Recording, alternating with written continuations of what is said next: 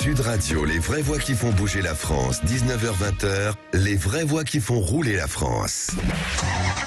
Il va falloir que cette voiture soit téléphone. Vous voyez l'automobile derrière moi? On va pas s'engueuler pour une bagnole. Eh bien, elle est absolument impeccable. Nous avons les béquilles, ce qu'on appelle les béquilles. L'auto, monsieur Fernand, l'auto. Eh bien, avec ça, vous êtes sur une autre galaxie. Ah ouais. Ça pousse. Bienvenue dans les vraies voix qui font rouler la France. On est ravis de vous retrouver avec Philippe David et on est ensemble jusqu'à 20h. Et au sommaire de cette émission, à nous de vous faire préférer la SNCF. Le Conseil régional Auvergne-Rhône-Alpes envisage l'ouverture de la concurrence des TER. Pour le moment, seul l'axe Paris-Lyon-Milan est concerné par la concurrence italienne depuis 2021 avec l'Espagne, donc un jour, sur les tronçons Marseille-Madrid et Lyon-Barcelone. Cette concurrence dans le rail peut-elle être une bonne nouvelle pour le pouvoir d'achat des consommateurs? On en parlera avec Isabelle Delon qui est avec nous, directrice générale adjointe de SNCF Réseau. Le métier de la semaine avec Mobiliance, c'est une nouvelle compétence chez Mobiliance, expert en exploitation de données et en compréhension des enjeux commerciaux. Link by Car, la solution de collecte et traitement des données automobiles, sera avec nous par son président et fondateur Charles Cagnon. Et puis malus au poids, une mesure pour l'écologie. Le malus qui pèse sur les voitures neuves thermiques dépasse 1,5 tonnes, devront être étendus l'année prochaine, d'après les déclarations du ministre des Transports Clément Beaune. On en parlera avec Nicolas Bernard, rédacteur en chef du magazine Autoplus. Enfin, le modèle de revenu garanti, le CAB, est une vraie réussite. Depuis sa création, le CAB se positionne comme un acteur avant-gardiste du secteur du transport de personnes. La mise en place d'un tarif horaire minimum garanti de 35 € net pour ses chauffeurs affiliés est un vrai succès. Yves Weisselberger, président de Le CAB, sera en notre compagnie. On vous souhaite la bienvenue. Ce sont les vraies voix qui font rouler la France. Les vraies voix Sud Radio. Avant tout, pour qu'on comprenne bien ce que veut dire SNCF Réseau, à quoi ça correspond? Merci, bonsoir et merci de votre invitation. Avec plaisir. Avec plaisir. SNCF Réseau, je pense que ça fait écho à votre émission, puisque ce sont les voies ferrées, en fait. les voies qui font rouler les vraies voies qui font rouler, là c'est les voies qui font rouler la France. Les trains. Voilà, aujourd'hui, c'est combien de kilomètres? C'est en kilomètres? Alors c'est 28 000 kilomètres de voies, c'est 15 000 trains par jour qui roulent, donc chaque jour 15 000 trains utilisent ces voies pour transporter des voyageurs, mais aussi transporter des marchandises pour le fret. Les grands départs vont commencer, on est vraiment extrême fin juin. Quels sont les moments où le nombre de trains circulants est le plus important? Vous dites 15 000 trains par jour, mais peut-être qu'à ces périodes-là, c'est encore plus fort. Alors, bien sûr, la période d'été, et je crois qu'on a entendu l'attractivité du train depuis l'été dernier. C'est vraiment un engouement qu'on constate à nouveau pour la période d'été, mais qui ne faiblit pas, en fait, depuis, j'allais dire, l'après-Covid. Je crois que tout le monde a envie de rebouger, en fait. La mobilité, c'est un vrai droit et on a compris à quel point c'était vraiment gênant d'en être privé. Et maintenant, probablement un effet aussi de protection de la planète, d'envie d'agir aussi pour la planète. C'est prendre le train, c'est aussi un geste écologique et je pense que ça contribue au succès du train en ce moment. Et donc évidemment, les week-ends qui viennent, les prochains week-ends, 14 juillet, 15 août, le Grand Chassé-Croisé sont des moments particulièrement importants en termes de trafic et on s'y prépare activement. Juste une question de tarifs avant de parler de la concurrence. Est-ce que les tarifs aujourd'hui, est-ce qu'ils ont forcément un peu augmenté? Est-ce que ce sont des tarifs qui vont être adaptés aux vacances? Comment ça va se passer? Alors, SNCF Réseau ne fixe pas le prix des billets du train. Oui. Mais comme les gens qui nous écoutent vont pouvoir sont toujours attachés forcément au pouvoir d'achat. Alors, nous fixons les prix des péages qui sont une partie du billet de train. Et ensuite, ce sont les transporteurs ferroviaires. Donc, SNCF Voyageurs, Trenitalia, Renfe, comme vous l'évoquiez tout à l'heure, qui définissent les prix des billets de train. Et donc chacun définit sa stratégie. Et évidemment, il y a des prix d'appel qui sont élaborés par chaque opérateur pendant cette période, forcément de voyages très intenses, mais il y a aussi une très forte demande. Donc il y a évidemment à concilier un enjeu de prix d'appel, mais aussi de très forte demande, et du coup ça peut jouer sur les prix, bien sûr. Isabelle Delon, vous avez parlé des péages. Pouvez-vous nous dire rapidement qu'est-ce qui compose le prix d'un billet de train? Parce que nos auditeurs le savent pas automatiquement. Alors vous l'avez dit, il y a le péage du réseau, c'est-à-dire pour circuler sur le réseau ferroviaire, il y a une partie du billet qui en fait comporte le péage d'utilisation du réseau. C'est à peu près entre 25 et 35% d'un billet de train. Donc si on est sur un TGV, c'est plutôt proche de 35%. Si on est sur un TER, on est plutôt sur 20%. Et puis ensuite, au-delà du prix du billet, du péage, il y a le prix du matériel. Les locomotives, les wagons. Voilà, le prix du personnel, bien sûr, qui accompagne toute cette organisation ferroviaire. Il y a aussi le prix de la distribution ferroviaire. Et puis, en fonction ensuite de la stratégie de l'entreprise, il peut y avoir d'autres éléments qui rentrent en ligne de compte en fonction du marché, qui est en fait desservi par ces trains. Alors, on l'a dit en prélude, c'est l'ouverture à la concurrence depuis 2021. Les Italiens sont arrivés. Qu'est-ce que ça apporte finalement, cette concurrence? Parce qu'elle doit générer quelque chose. Est-ce que c'est plutôt positif pour se remettre en question? Je parle de la SNCF en général. Qu'est-ce que ça va nous apporter? Alors, ça apporte, me semble, une très très bonne nouvelle pour les voyageurs d'abord, puisqu'il y a plus de trains. On voit que il y a plus de trains sur, vous l'avez dit, sur Paris-Lyon, sur Paris-Milan. Il y aura plus de trains sur Lyon-Barcelone, Marseille-Madrid. Ça, c'est plutôt pour les lignes longue distance. Mais il y a aussi plus de trains dans les régions, puisque vous l'avez également évoqué. Les régions lancent aussi des appels d'offres pour développer plus de trains. On voit qu'en région sud, comme le nom de votre radio, la région a misé sur le développement du train en prévoyant autour de Nice une augmentation du trafic de 70% à l'horizon 2025. Et entre Marseille et Nice, une augmentation de 100% du nombre de trains également à l'horizon 2025. Donc ce sont de très bonnes nouvelles pour les voyageurs. Très bonne nouvelle pour la planète, encore une fois. Je pense que c'est important aussi pour nous tous. Et puis c'est important pour nous aussi parce que plus de trains, eh bien, c'est une très bonne utilisation du réseau ferroviaire. Et ça nous apporte plus de péages. Et plus de péages, ça nous permet d'entretenir le réseau. Oui, c'est ce que j'allais dire. Parce que le réseau, sans le réseau, il n'y a pas de train. Il n'y a pas de train, ça c'est clair. Donc si on n'a pas d'argent pour entretenir le réseau, le train est moins performant. Vous avez parlé notamment de la région sud, l'ex-région PACA, parce que beaucoup de gens se souviennent encore du nom PACA. C'est Transdev, par exemple, qui va assurer une partie du réseau sur Marseille-Nice. C'est ça, mais il y aura toujours des trains SNCF. C'est ça. Alors, il y a deux marchés de contrats qui ont été mis en appel d'offres dans cette région. Un contrat qui a été remporté après appel d'offres par la société Transdev, et puis un contrat également qui a été remporté par la société SNCF Voyageurs.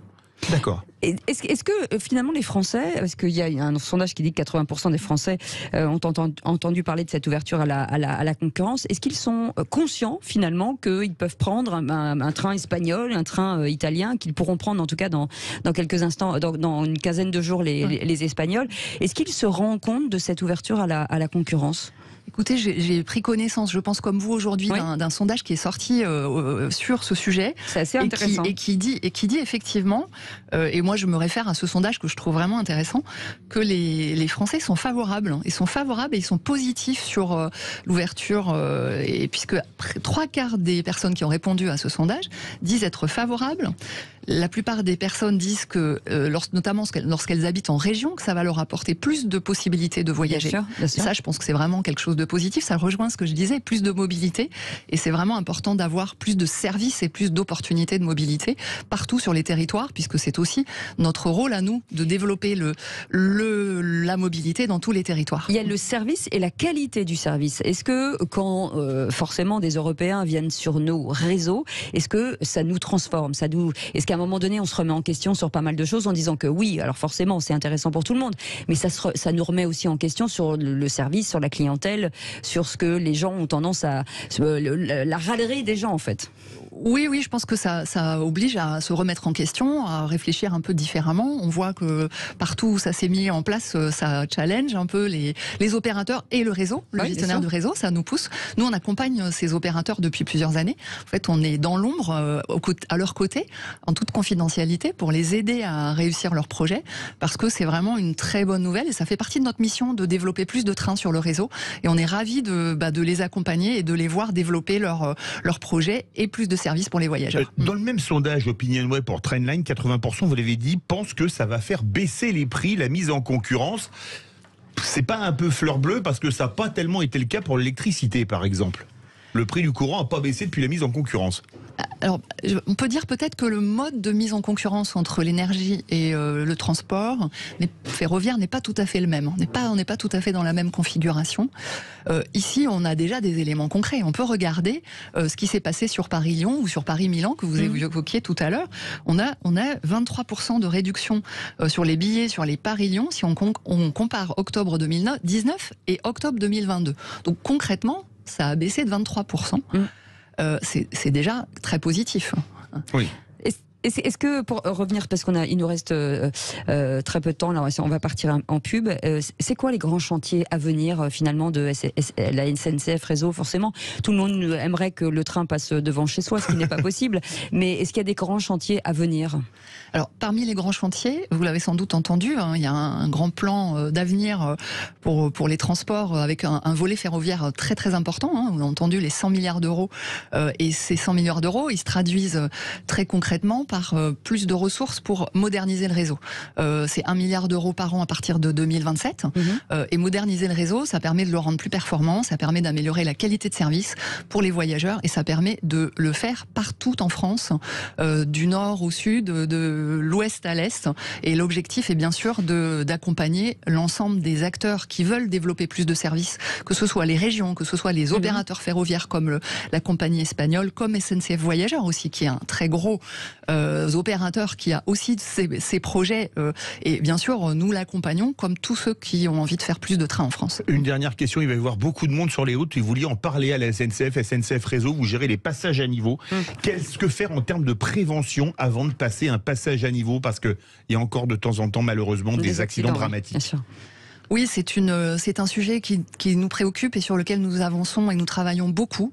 Je pense que c'est d'abord un sujet de prévention routière, puisqu'en fait la réalité que nous constatons, c'est que en fait c'est le non-respect du feu rouge qui en fait entraîne malheureusement des accidents. Et donc la seule chose à faire, c'est vraiment respecter le code de la route et feu rouge égale arrêt absolu. Je crois que si on retient tous ce message simple pour l'été, on passera un bon été en toute sécurité et c'est vraiment notre priorité. Merci en tout cas d'avoir été avec nous, Isabelle Delon, donc directrice générale adjointe de SNCF Réseau. On vous souhaite de très bonnes vacances et n'oubliez pas de prendre le train, bien entendu. Dans un instant, la suite de notre émission, on reviendra sur un métier de mobiliance. On parlera aussi du malus au poids, une mesure pour l'écologie. Alors, elle n'est pas toujours bien attendue, en tout cas, mais on va en parler. Et puis, on reviendra sur un modèle de revenus garanti par le CAB, qui est une vraie réussite. Le CAB, bien entendu, de transport de personnes. Restez avec nous, on est ensemble jusqu'à 20h. Et on roule avec vous, on aime l'automobile ici, bien entendu. On parle de cette automobile, on parle forcément de l'actualité de l'automobile avec Philippe David tous les jeudis soirs jusqu'à 20h. Et cette nouvelle compétence aussi chez Mobiliance, parce que vous savez que chez Mobiliance, ce syndicat, forcément, il y a énormément d'expertise. Et une nouvelle expertise, Charles Cagnon est avec nous, fondateur de Link by Car. Bonjour, bonsoir. Bienvenue sur Sud Radio. On est ravis de vous accueillir. Bonjour, enchanté. Je suis aussi ravi que vous m'accueilliez ce soir. Et on va parler de cette expertise en exploitation de données et de compréhension finalement des enjeux commerciaux. Alors c'est quoi l'exploitation des données, qu'on comprenne bien pour ceux qui nous écoutent, parce que c'est un métier de l'ombre, si je puis dire. Mais si vous avez une voiture, c'est intéressant de l'entendre. Oui, c'est une très bonne question. C'est-à-dire qu'aujourd'hui, l'exploitation de la donnée, pour pouvoir être exploitable dans un premier temps, il faut la rendre exploitable. Et ça, c'est un travail qui est très compliqué, puisqu'on va avoir une donnée qu'on qualifie de brute dans un premier temps, qu'on transforme et qu'on rend entendable et finalement on ajoute de la valeur puisqu'elle devient utilisable pour les différents métiers qu'on adresse.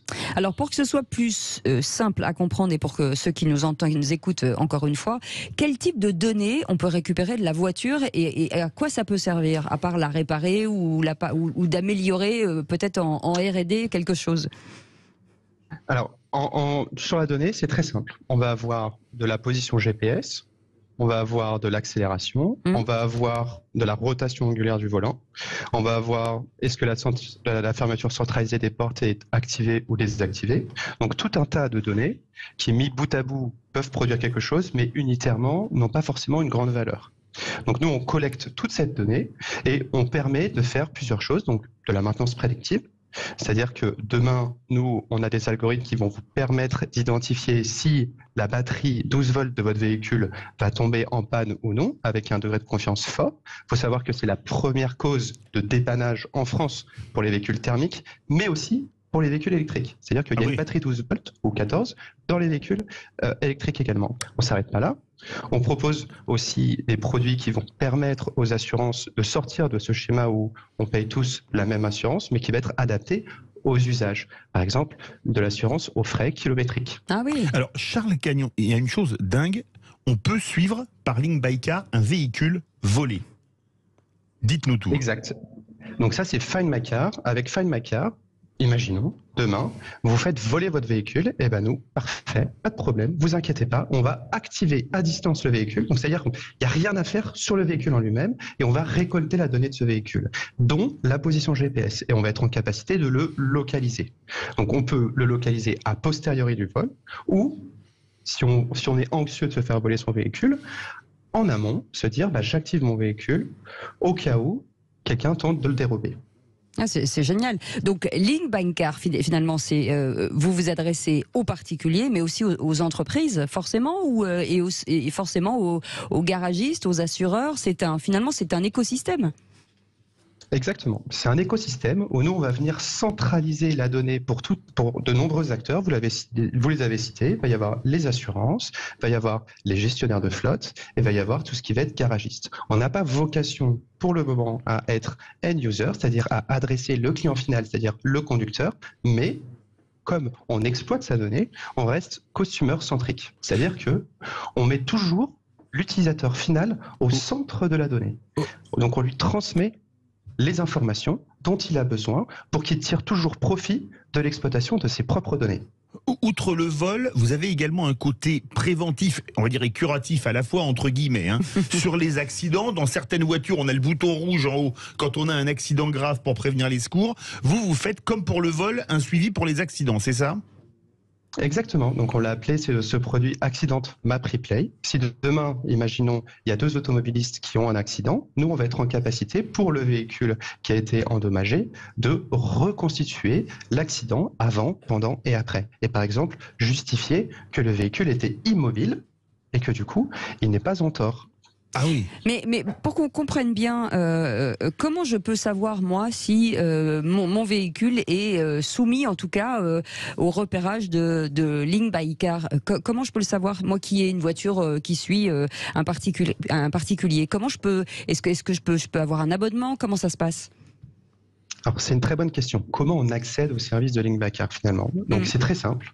Nous, on a besoin que de 2 informations pour activer le véhicule. On va avoir besoin de la plaque d'immatriculation et du consentement de l'utilisateur. On ne travaille que quand l'utilisateur transmet son consentement. Et du coup, s'il transmet son consentement, c'est au moment, par exemple, quand il souscrit une nouvelle assurance, il va accepter de transmettre certaines données qui sont pertinentes, ou avec un garagiste, par exemple des données de maintenance, il va être capacité de transmettre les informations autour de la maintenance du véhicule. Donc nous, à ce moment-là, on lui donne aussi accès à notre plateforme, comme ça il sait quelles informations il transmet et il peut choisir la granularité de ces informations-là. C'est génial. Une dernière question pour une réponse courte. Quels sont vos prochains axes de développement ?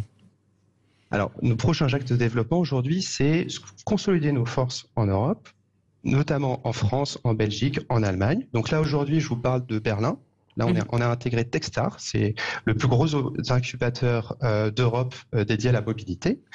Et on souhaite s'étendre pleinement et proposer notre solution non plus uniquement en France. Merci en tout cas d'avoir été avec nous, c'était très intéressant. C'est un des métiers de la semaine avec Mobiliance, ça s'appelle Link by Car. Merci beaucoup Charles Cagnon d'avoir été avec nous, vous êtes le fondateur, c'est une très bonne idée. Et dans un instant, c'est peut-être une moins bonne idée pour les usagers de la voiture. On va revenir sur ce malus au poids, une mesure dite écologique par Clément Beaune, qui est le ministre des Transports. On en parle dans quelques instants avec le rédacteur en chef de Autoplus, Nicolas Bernard sera avec nous, à tout de suite. 19h 19h20, les vraies voix qui font rouler la France.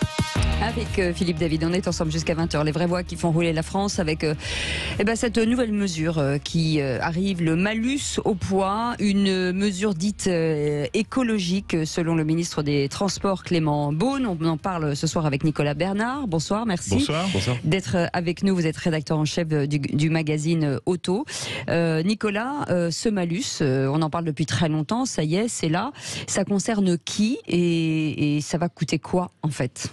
Alors il est déjà en place depuis un an, mais en fait c'est un peu une coquille vide parce que il y a eu un poids qui a été défini. À la base c'était la Convention citoyenne qui avait décidé de faire cette mesure. À la base ça devait être au-dessus de 1,5 tonne. On payait chaque kilo supplémentaire, on payait 10 ou 20 euros chaque kilo supplémentaire au-dessus d'1,5 tonne. Finalement, pour éviter de retomber dans la crise des gilets jaunes, on a assoupli et on est tombé à 1,8 tonne. Oui. On est monté là, dans ce cas-là. Ouais, 1,8 tonne, ça fait que, en fait, il y avait par exemple plus aucune voiture française qui était concernée. Il n'y avait que des voitures. C'est des SUV, par exemple, 1 tonne ou ça correspond à quoi ? C'est forcément des voitures de luxe, mais pas forcément des SUV. Alors, c'est souvent dans l'inconscient collectif, on se dit, on va taper les SUV comme ça. Faut pas oublier que le SUV, c'est aussi un capture, par exemple. Oui. Il y en a aucun qui dépasse les 1,5 tonne. Ça va être les voitures de luxe, donc une grande berline, une classe S, une série 7, une Audi A8, et les Range Rover, les X5, les énormes SUV qu'on voit dans le 16e, qui sont le cliché du SUV. Il y a que qui sont concernés. Et puis aussi les électriques, les hybrides rechargeables. Mais on a dit, bon, elles sont écologiques, on va pas leur on va pas les taper sur un malus alors que c'est censé être des voitures écologiques. Donc en fait, il y avait quasiment personne. Là, ce qui est en train de se faire, c'est que sur le nouveau... Et combien ça coûtait ? Parce que c'est ça. Alors c'était 10 euros le kilo au-dessus de 1,8 tonne. D'accord, mais on payait qu'une fois. On payait qu'une fois, avec un maximum qui était bien sympathique, parce que ça s'ajoutait évidemment à la taxe sur le CO2, vous savez. Oui, bien sûr. La taxe sur le CO2 qui pouvait aller jusqu'à 50 000 euros maximum. Et donc là, ils avaient décidé de plafonner à 50 000 euros. Malus au 100 000 euros de malus au poids, plus écologique, ça fait quand même une belle somme, 100 000 balles. On s'arrêtait à 50 000. Et là, en fait, on achète 2 voitures. Quoi.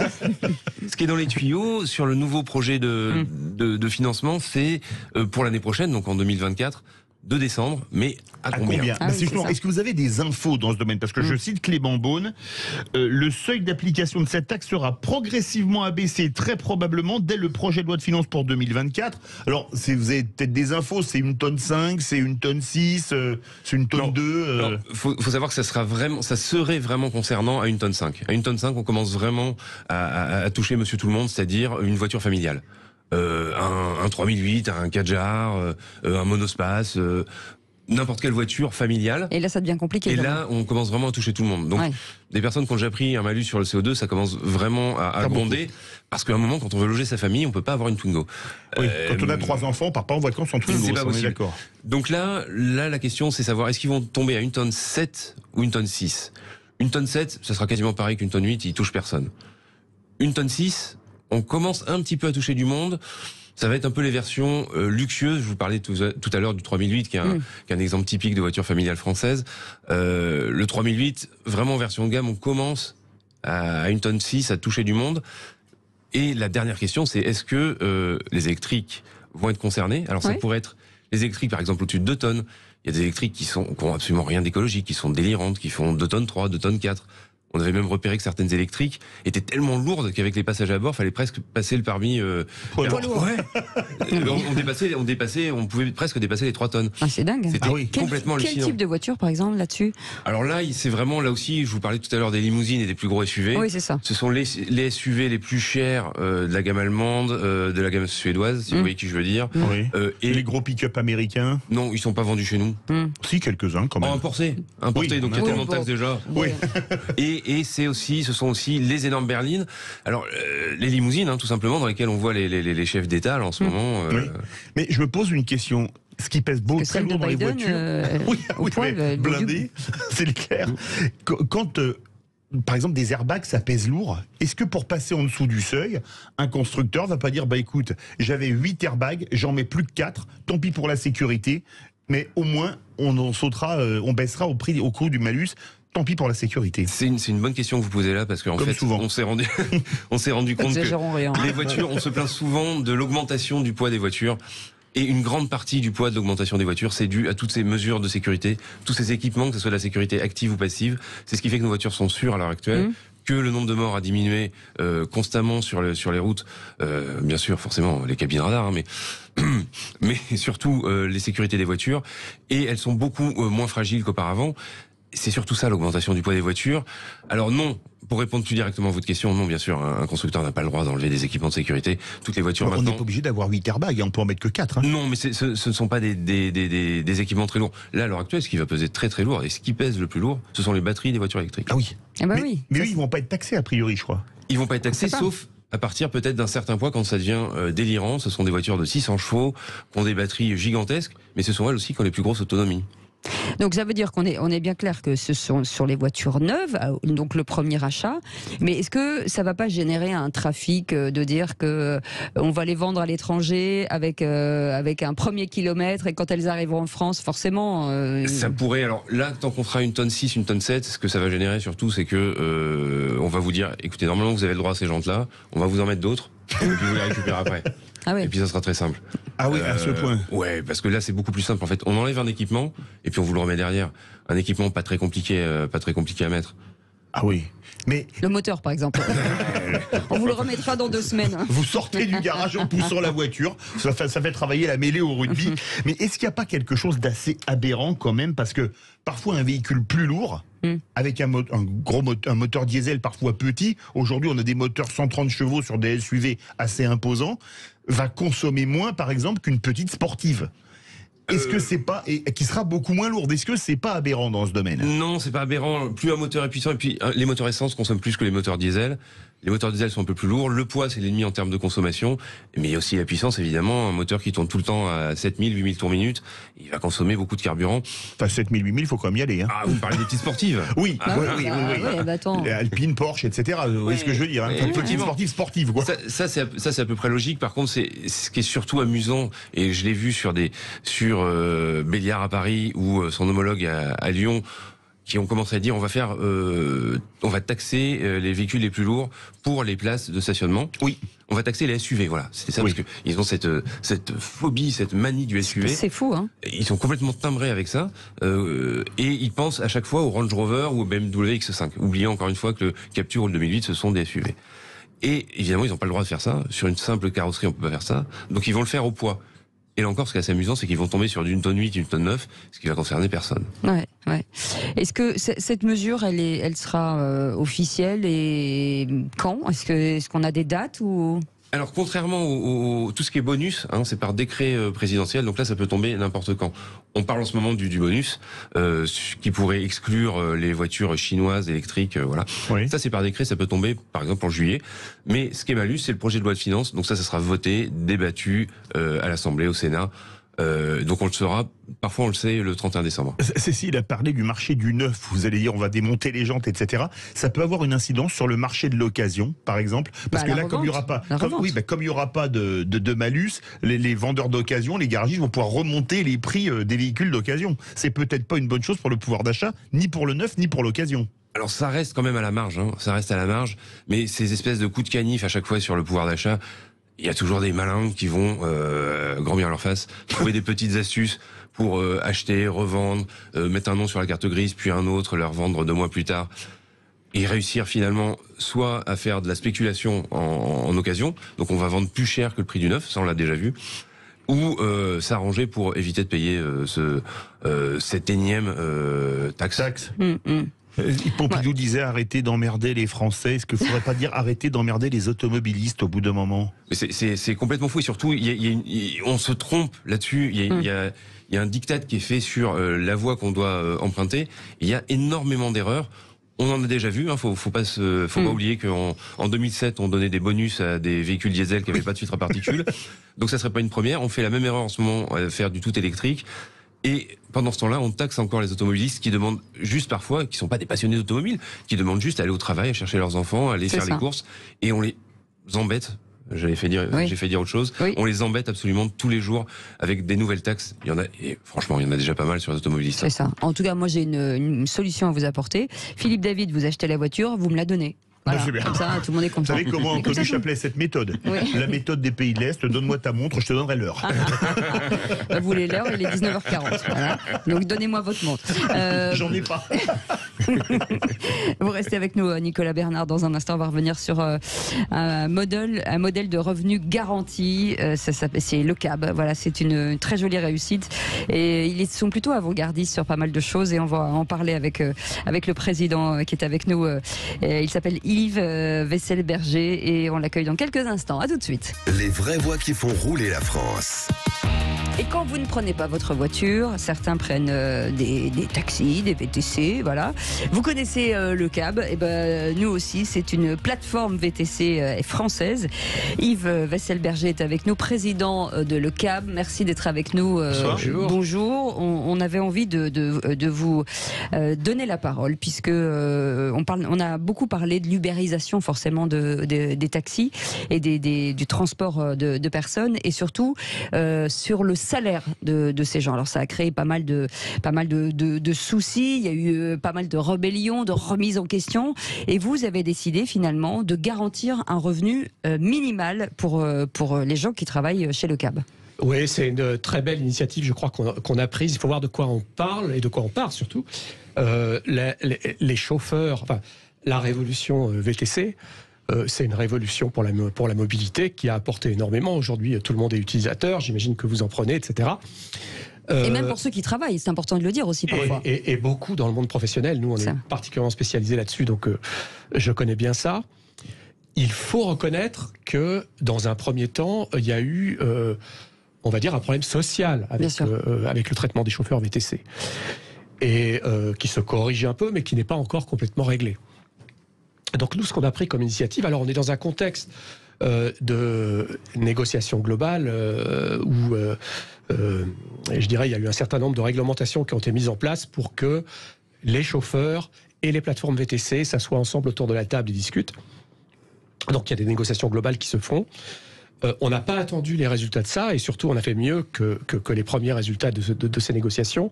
Les premières négociations ont donné un tarif minimum aux chauffeurs à 7,65 €. C'est-à-dire que aucune course ne peut être rémunérée pour un chauffeur en France à partir de maintenant. Moins de 7,65. Ça, c'est tout le monde, c'est pas le CAB, c'est tous les acteurs. Nous, on a fait deux choses. La première chose qu'on a fait, c'est qu'on a dit, nous, ça sera jamais moins de 10. Donc, on n'a aucune course où un chauffeur gagne moins de 10. Ça, c'est la moins première. de 10 € la course. C'est ça. 10 € pour une course. C'est ça. Mais l'élément vraiment intéressant, c'est l'autre. C'est que on a dit la chose suivante: quand vous êtes chauffeur et que vous travaillez avec le CAB, tout le temps que vous passez avec nous, et quand je dis tout le temps, c'est pas seulement le temps passé en course, mais c'est aussi le temps passé à aller chercher les passagers. Il prend du temps. Donc ce qu'on appelle l'approche dans notre jargon, tout ce temps-là va avoir une rémunération minimale. Ah, donc elle est valorisée, c'est ça? Elle est valorisée.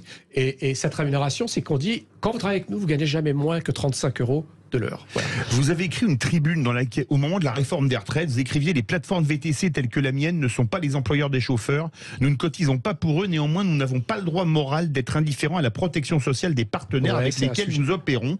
Comment ont réagi les pouvoirs publics et vos concurrents? Parce que, permettez-moi de vous dire, votre tribune, elle est couillue. C'est gentil de dire ça. Parlons vrai. Oui, quand on a parlé de la réforme des retraites, on a parlé des salariés en vrai. Oui. Les indépendants, peut-être vous en avez dans la station, j'en sais rien, ils ont un problème particulier. Et parmi les indépendants, le problème des chauffeurs est plus grand que celui des autres. Parce que les chauffeurs, souvent, il leur manque des trimestres, ils cotisent un trimestre, puis le trimestre suivant, ils font autre chose, ils cotisent pas. Il faut aussi dire, c'est pas réservé au VTC, hein, c'est vrai avec les taxis aussi, que ils peuvent déclarer une partie de leur revenu, oublier d'en déclarer une partie, etc. Donc ce que je dis, c'est que il va y avoir à terme un problème de sous-cotisation qui va provoquer un énorme problème de retraite des chauffeurs quand tout ça va se déboucler. Voilà, et c'est pour ça que j'ai voulu parler de ça. Et aujourd'hui, en matière d'emploi, parce que ça, on en parlait il y a quelques instants, est-ce que finalement, on recrute beaucoup plus et il y a un peu d'humain dans tout ce que vous dites, ce qui est très important. C'est pas toujours évident. On a toujours l'impression que c'est un métier facile. Ça n'est pas un métier facile parce que d'abord les clients ne sont pas toujours faciles. Aussi, c'est important de le dire. Vous parlez pour vous. Non, voilà. Vous êtes une cliente difficile. Non, moi je suis une cliente très facile et moi je discute énormément avec en tout cas ceux qui nous transportent en sécurité pour la plupart du temps. Et et généralement on les ignore. Et moi je trouve qu'il faut leur parler, que c'est quand même très compliqué comme métier, les embouteillages, les machins. Enfin, il y a pas mal de choses. Et est-ce que finalement ce que vous proposez, humain et en tout cas digne pour des chauffeurs, vous amène une nouvelle de nouveau. En fait. Alors, on a lancé ça en février. C'est donc il y a 3-4 mois. On formait avant à peu près 200 chauffeurs par mois. D'accord. Chez Le Cab. Il y a une tranche d'âge ou pas? Alors. Est-ce que non, il n'y a pas de tranche d'âge, mais c'est quand même une majorité assez jeune. Oui, c'est ça. Que, des trentenaires, c'est un moyenne. métier, on travaille, voilà, c'est ça. Qui est dur, on travaille toute la journée, etc. Parfois la nuit. Mais il y a des chauffeurs qui ont 65 ans. Il n'y a pas de... Il n'y a pas de critères de ce genre. On est passé de 200 à 600. Ah oui. Aujourd'hui, on a 600 chauffeurs par mois. Ça a eu un impact très important. Et l'autre chose qui a changé, c'est aussi le service aux clients. C'est-à-dire que s'il y a plus de chauffeurs, il y a moins de temps d'attente. On a gagné 1 minute 30, on est passé de 8 minutes 30 à 7 grâce à ça. Donc l'impact est très important. C'est le service. Oui.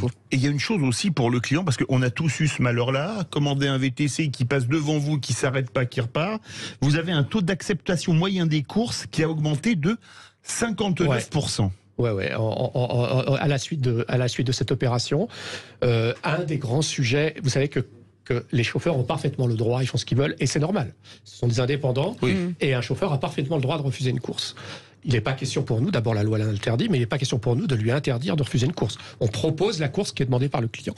Le chauffeur, il peut parfaitement dire, ça ne m'intéresse pas cette course. C'est d'ailleurs aussi pour ça qu'il faut le rémunérer correctement, ce que les clients doivent comprendre. C'est-à-dire que si le chauffeur n'est pas payé, il ne vient pas. Etc. Et donc, en effet, on a tous un taux de refus de course par les chauffeurs parce que les chauffeurs sont libres et on a gagné en effet ce 59% qui est vraiment colossal, et c'est grâce à ça qu'en fait on gagne la minute 30, qu'on passe de 8h30 à 7 pour le temps d'attente moyen des courses. Est-ce que ça va avoir un impact sur la filière transport, ce que vous êtes en train de mettre, enfin ce que vous avez mis en place, et visiblement c'est une belle réussite sur certains de vos concurrents? Est-ce qu'à un moment donné ils vont pas devoir s'aligner et ça va pas réguler cette... pour l'instant ils s'alignent pas. Ouais. Voilà. C'est ce que je constate. Et, alors, ils vont faire en partie, etc. Mais pour l'instant, ils ne s'alignent pas parce que ce concept de protection sociale des chauffeurs, c'est un concept qui prend du temps. Ça a pris du temps pour les salariés, je ne sais pas, au début du XXe siècle. Et ça prend du temps maintenant de dire que toute cette nouvelle économie qui repose sur les indépendants, etc., il faut aussi qu'il y ait de la... Voilà. Quels sont vos projets à venir? Des nouveaux partenariats? Ouais, alors... Ça, on a parlé de la dimension sociale. On va continuer à creuser la dimension sociale, à améliorer les choses, etc. Il y a une dimension environnementale. Vous en avez parlé tout à l'heure avec le type de véhicules, la transformation des véhicules, etc. On travaille énormément sur le verdissement de notre flotte. Évidemment, ça prend du temps là aussi parce qu'il ne faut pas oublier qu'un chauffeur, s'il achète un véhicule électrique aujourd'hui, il faut qu'il le recharge, il faut qu'il y ait une infrastructure de recharge, des bornes, etc. C'est pas toujours le cas dans les villes, mais on travaille énormément avec eux et on a, on pense fin 2023, on sera à plus de la moitié, non pas d'électrique, faut pas exagérer, c'est encore, mais de véhicules dits écologiques. Voilà, c'est-à-dire hybride, critère 1, électrique aussi, mais électrique, il faut encore du temps. Merci beaucoup en tout cas d'avoir été avec nous, Yves Wesselberger, président de Le Cab. Merci beaucoup de nous avoir accordé cette interview. Vous restez avec nous dans quelques instants, notre ami Yvan Cujus. Pour la dernière du Loft, vous allez y passer, Cécile? Bien sûr, je vais y passer. Moi, j'y passerai un peu plus tard aussi. Bien sûr, je vais y aller. On va y aller avec l'ami Yvan pour la dernière du Loft. Et je vais chanter. Je vais chanter. Laisse les gondoles à Venise. Laisse les chanteurs aux les chansons aux chanteurs surtout. On vous souhaite une très belle soirée. Merci à notre équipe et on se retrouve demain à 17h. Passez une belle soirée. Salut.